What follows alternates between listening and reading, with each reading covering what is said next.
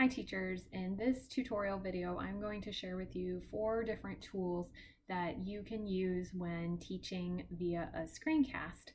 And the reason why I want to share these tools with you is all 4 are web-based, so they will work on any type of web-based machine. And the other reason is 3 of these tools, the first 3 that I'll share with you, actually have the capability for students to use these tools as well. Keep in mind that some of them have some limited features. They haven't been around quite as long as something like ActiveInspire, and you can certainly use ActiveInspire in your screencast. Just the one downside of that is if you want students to begin to use that tool to interact, they won't have that capability. And I know some people have created some phenomenal interactive Google Slides, and there's a whole module about creating interactive Google Slides and drawings in this PD.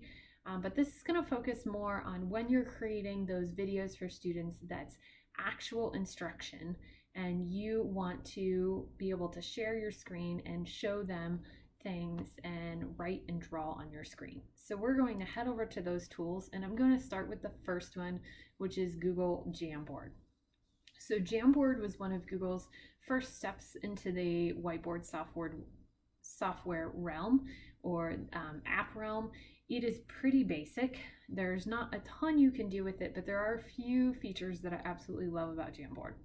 So over here on the right, or yeah, on the left, that would be my left, we have a basic pen, marker, highlighter, brush, and then we only have 6 colors to choose from. You have an eraser, you've got an arrow, you have this awesome sticky note tool. This sticky note tool can be a great way to interact with students. So if you're sharing a Jamboard with students and you maybe put up a blank graph and you want them to give some thinking about that graph or tell what they notice about something, maybe you put up a graph that's already made and you want to hear their thinking. Live in this, students can begin to add sticky notes and move those sticky notes around the screen so they can share their thinking.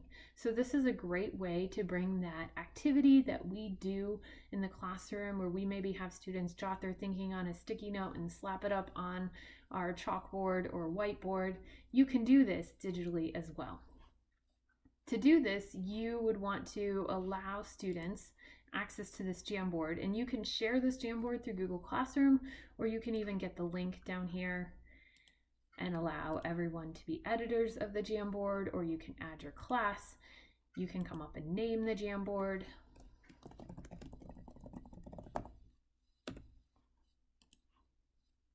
Here. So this essentially takes that lesson that you might be teaching and makes it more interactive. Maybe you want students to leave a sticky note and add their name to the end of the sticky note so that you can get all of their thinking. Maybe this is the little activity students do when you pause the video and have them complete something in between to really see what it is they're thinking about what you're teaching. You can add images. I did a quick Google image search for a graph, which is why I added the graph here, but maybe I want to add a graph that actually has something on it. So I'm going to delete this graph and I'm going to add this here. And so I want to get students' thoughts about this graph. So if you need more slides, you'll notice that you can tab through your slides at the top, and then you can expand for that page viewer format here. So some real basics that can definitely be helpful for collaborating with students while you are teaching in an online environment, because as we head into the future and we are either teaching more online or who knows what everything will end up looking like in the fall, we want to make sure that anytime we're doing things online with students, we're still providing them with quality instruction and not just providing them a couple of examples and then expecting them to teach themselves.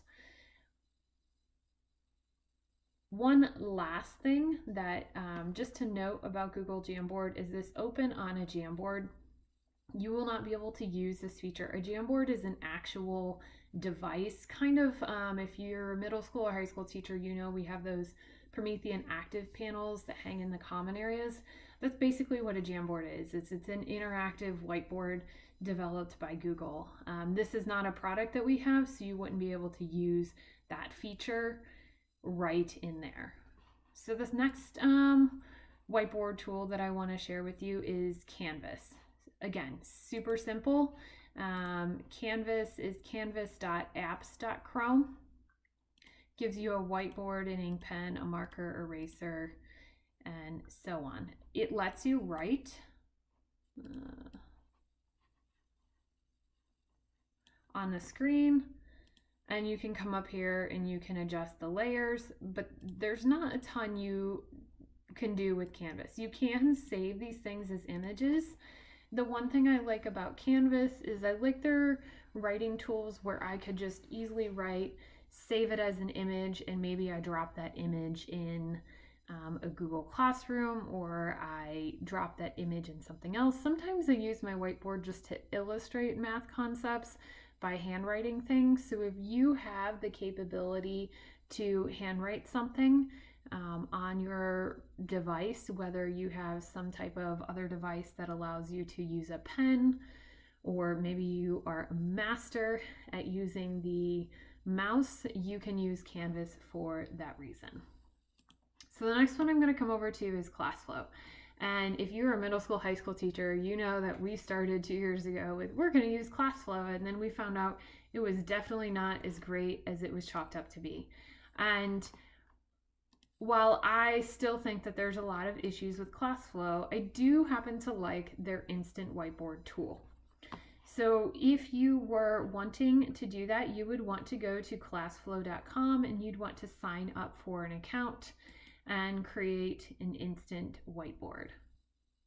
On that instant whiteboard, some added features that you didn't have in Jamboard or Canvas is now you can add text, you can add shapes, you have a pen and eraser, you have tools, including protractor, ruler, compass, set square, revealer, and spotlight, some component properties, and a fill button. You also have that toggle carousel, kind of like Google Jamboard does at the top, where you can see all of your slides at the bottom, and you can continue to add new slides across the bottom.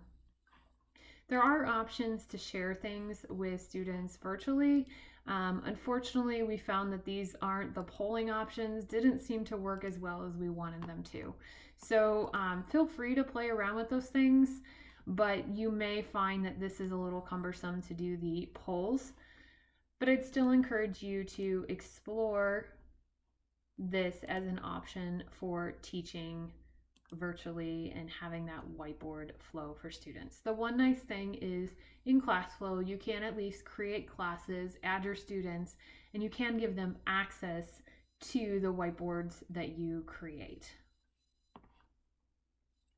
The last one I want to share with you is the Equatio Math Workspace.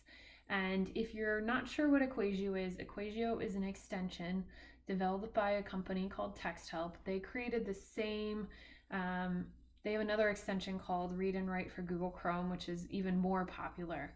Now, this is the math space that you access through opening Equatio inside a Google tool like Google Docs and then clicking on the Insert Math Space option here. So in this Insert Math Space, you now get that full capability of adding math and mathematical equations to things without having to draw them. So we're going to delete that. You can handwrite and then it will recognize the math. You can even speak into this. 35 plus 64 plus 22 equals. And you'll notice over here that it put in my equation and it has it ready, and I can click Insert Math. I can make this larger. So if I am teaching on a device and I'm not very fast at inserting all that math talk or math language or syntax into a document, I can use the speech input, and this is great, especially if you do not have access to a pen in order to write on your screen. A few of the other tools that I love is there is freehand drawing capable, so I can take and draw right on my screen. I have shapes available.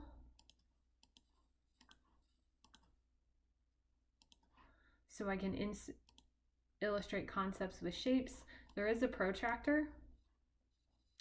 So I can look at the protractor. There are different options over here with the protractor.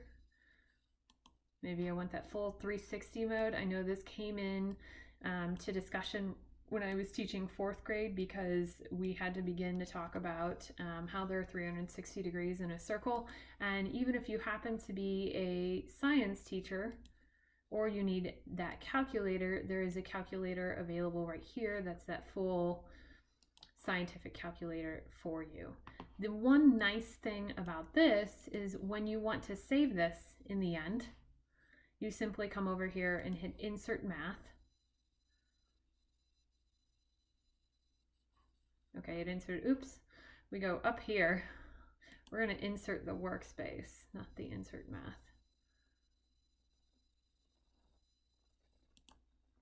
So we're going to insert that workspace, give it a moment, and my workspace should appear here. Oops, there it goes. In my Google Doc. So then I'm able to keep a track of everything that I used with teaching with students in one Google Doc, because I can insert those workspaces right in that Google Doc when I am teaching. Then you can go about using the Google Doc to add other things in there.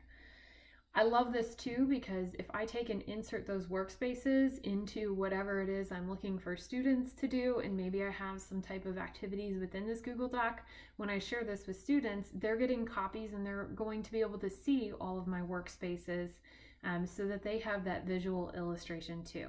This is the one tool that at this time teachers have. Teachers are the only ones that would have access to the Equatio workspace. So hopefully one of these tools meets some of your needs with working with students online with math and teaching online and being able to share your screen and show concepts in an online format.